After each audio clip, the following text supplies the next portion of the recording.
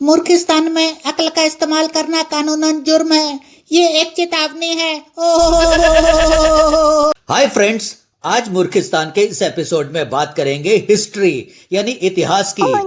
आविष्कारों के इतिहास में सबसे पहला नंबर आता है न्यूटन साहब का। हाँ जी, ओ जी, बचपन में न्यूटन जी एक पेड़ के नीचे बैठे थे, ऊपर से एप्पल टपका और उन्होंने ग्रेविटेशनल फोर्स यानी गुरुत्वाकर्षण की खोज कर डाली। ओ जी, मतबल ये हर गिरने वाली चीज को धरती अपनी तरफ खींचती है। अब कोई न्यूटन जी से ये पूछे, भाई ये विचार आपको सुबह टॉयलेट करते हुए क्यों नहीं आया?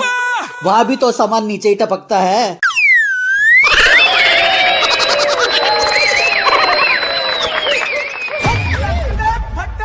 दोस्तों, इतिहासकार बताते हैं जब न्यूटन की खोपड़ी पर सेब गिरा तो उनको बहुत ही आश्चर्य हुआ। अब आप बताइए उनको आश्चर्य क्यों हुआ था? इसका जवाब मिलेगा इस शो के अंत में।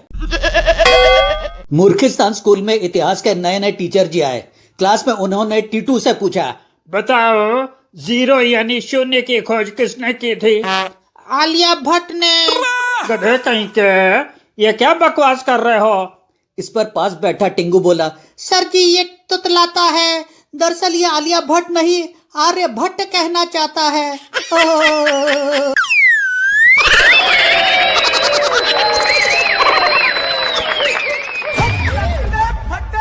इतिहास के टीचर जी क्लास में कह रहे थे, अजय जमीन के नीचे आग ही आग है, यानी लावा जो लगातार सुलग रहा है। अब पुत्तन तुम बताओ, अगर धरती के नीचे लावा है तो धरती के ऊपर क्या है?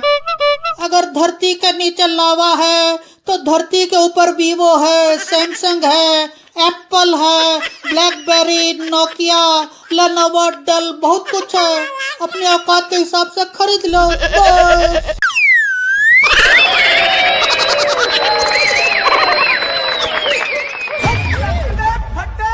क्लास में हिस्ट्री के टीचर जी बोल रहे थे, इतिहास से हमें बहुत कुछ सीखने को मिलता है, पर कुछ लोग इतिहास को मिटाने में लगे हैं।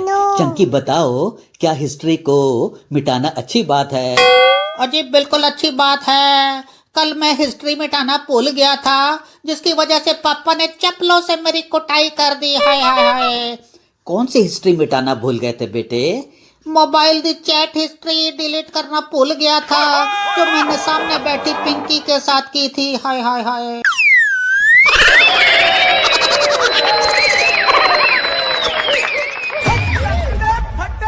दोस्तों, आइए अब चलते हैं मूर्खिस्तान की एक हिस्ट्री की क्लास में।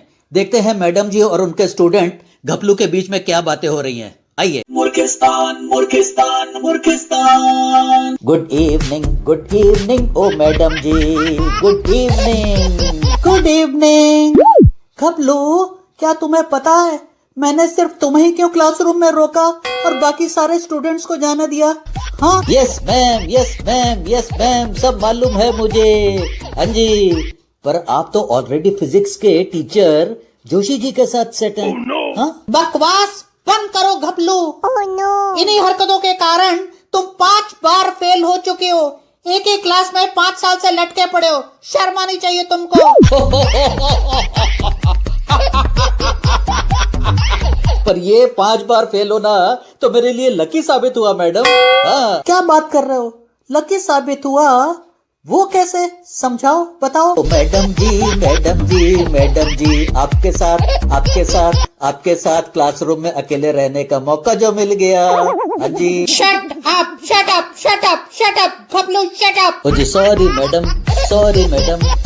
मैडम जी। हाँ जी, ठीक है, दैट्स ओके, जाने दो। हाँ, याद आया, मैंने कल इंडियन हिस्ट्री पर तुमको कुछ सवाल दिए थे, उनके उत्तर याद किए कि नहीं तुमने? बताओ। हाय रे, मैंने तो रत्ती भर भी कुछ याद नहीं किया। अब क्या करूं? झूठ की गोली टिका देता हूँ, मजा आएगा। अब क्या सोच रहे हो तुम? हिस्ट्री के सवाल याद हुए कि नहीं? बताओ। ओ मैडम जी, याद कर लिए। अब कुछ भी पूछो ना। घपलू, मेरा पहला सवाल ताजमहल से रिलेटेड है। बताओ, ताजमहल को दुनिया के 7 आश्चर्यों में क्यों गिना जाता है? सोच समझ के बताओ। क्योंकि शाहजहां ने इतनी महंगी इमारत बनवाई और वो भी वर्ल्ड बैंक से लोन लिए बगैर। No joke. हो, ये कैसा जवाब है? बिल्कुल गलत जवाब दिया तुमने। बेवकूफ कहीं के। यही सही जवाब है जो दुनिया के 7 आश्चर्य बनाने वालों को भी नहीं मालूम। इसमें भी कोई जोक नहीं है। ओ गॉड घपलू, ये कैसा जवाब है तुम्हारा? मैं सच कह रही हूँ, तुम्हारा कुछ नहीं हो सकता है।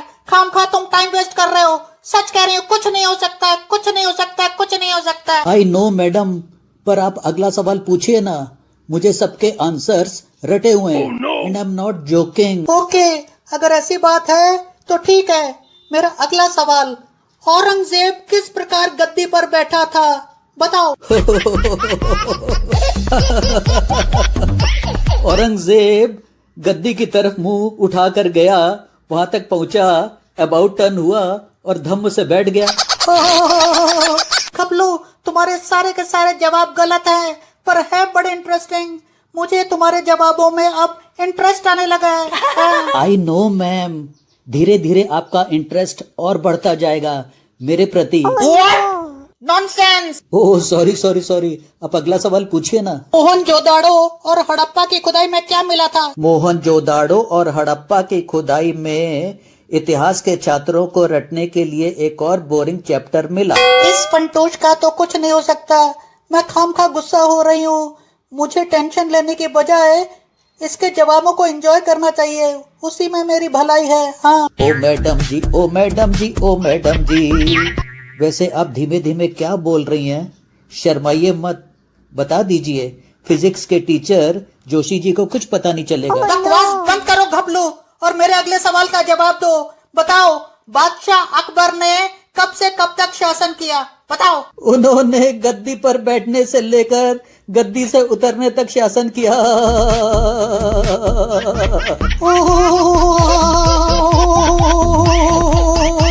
चलो अब बताओ अगला सवाल।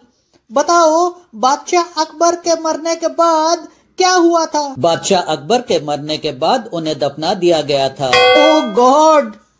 मेरा अगला क्वेश्चन, अंग्रेजों ने अपने शासन काल में क्या क्या किया? सोच के बताओ। जो जो उनके मन में आया वही किया, क्योंकि उन्हीं का शासन था, उन्हीं का प्रशासन। जिसकी लाठी उसकी भैंस, नो बहस। ओह गॉड। ओए, पर मुझे तो टेंशन लेने नहीं है।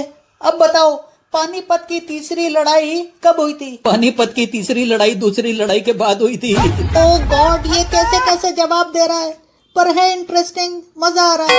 अच्छा, अब ये बताओ घपलू कि पानीपत की तीसरी लड़ाई इतनी इम्पोर्टेंट क्यों मानी जाती है? मैडम, पानीपत की तीसरी लड़ाई इसलिए इम्पोर्टेंट मानी जाती है क्योंकि पहली और दूसरी ऑलरेडी हो चुकी थी और चौथी लड़ाई के कोई आसार नहीं थे, इसलिए तीसरी खामखा इम्पोर्टेंट हो गई। हे भगवान, मुझे तो कुछ समझ में नहीं आ रहा है कि मैं हंसूं या रोऊं।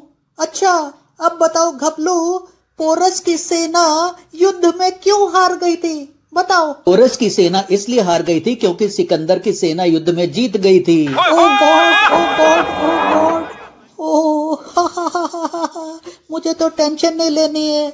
अच्छा घपलू, अब बताओ, दिल्ली का कुतुब मीनार किसने बनवाया था? मैडम जी, बनवाया नहीं, बनाया था। कुतुब मीनार मजदूरों ने बनाया था, पर सारा क्रेडिट कुतुबुद्दीन साहब ले गए। बात कुतुब मीनार की निकली है तो एक सवाल और पूछना चाहूंगी। वो ये कि उस जमाने में ऐसी कोई टेक्निक नहीं थी जिससे इतनी ऊंची मीनार बनाई जा सके। फिर इतनी ऊंची मीनार कैसे बनाई होगी उन लोगों ने? मैडम जी, जहां तक मेरी सोच जाती है, and I am not joking, मुझे पक्का यकीन है कि कुतुब मीनार को पहले जमीन पर लिटाकर बनाया होगा और जब वो सूख कर मजबूत हो गई होगी तो उसके एक सिरे पर रस्सी बांधकर बहुत सारे मजदूरों ने खींचा होगा और बन गई ऊंची कुतुब मीनार। वैसे ये आइडिया बुरा नहीं है। अच्छा, ये तो बताओ घपलू, ये महान आइडिया तुम्हारे दिमाग में आया कहाँ से? बताओ। मैडम जी, मैं आपको सच्ची बात बताने जा रहा हूँ, इसमें कोई जोक नहीं है। कल हमारे घर के पीछे रोड पर एक बिजली का पोल गिर गया था। बिजली विभाग वाले आए, उन्होंने खंबे में रस्सी डाली और हाइशा हाइशा करके मजदूरों ने खींचना शुरू कर दिया और बिजली का पोल खड़ा हो गया। बस वही आइडिया मैंने कुतुब मीनार में फिट कर दिया। सिंपल।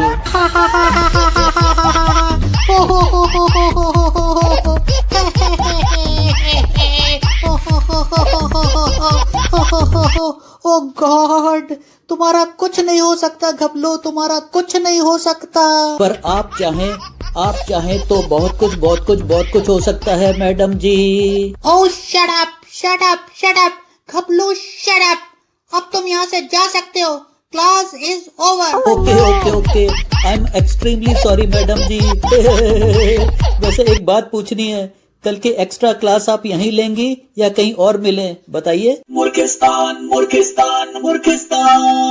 प्रोग्राम के शुरू में मैंने पूछा था, दोस्तों इतिहासकार बताते हैं जब न्यूटन की खोपड़ी पर सेब गिरा तो उनको बहुत ही आश्चर्य हुआ। अब आप बताइए उनको आश्चर्य क्यों हुआ था? इसका जवाब है, न्यूटन को एप्पल गिरने से आश्चर्य इसलिए हुआ था क्योंकि वो सेब के पेड़ के नीचे नहीं, आम के पेड़ के नीचे बैठा था। अब आप मूर्खिस्तान के इस चैनल को लाइक और सब्सक्राइब कर सकते हैं और हाँ, बेल को जरूर दबाइए। Thank you.